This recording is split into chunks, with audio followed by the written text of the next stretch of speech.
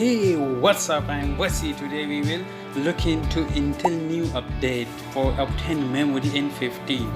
So in this video we will see what's the update benefits and upgrades, and let's dig into.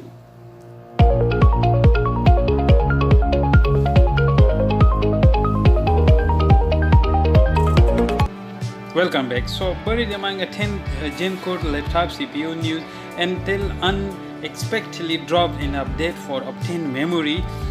It doesn't increase the capacity, but here we have the graph, so you see the speed of the Intel Optane Memory is very high and the rest is not. So Intel said that the new Optane Memory M15 will be reach speed of 2000 Mbps and with writes hitting 900 Mbps. That's impressive, right? The original Optane Memory M10 was rated 1450 Mbps reads and 640 Mbps writes.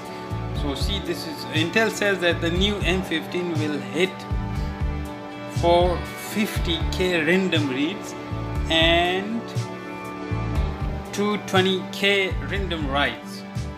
This is impressive compared to the M10's 250k random reads and 140k random writes.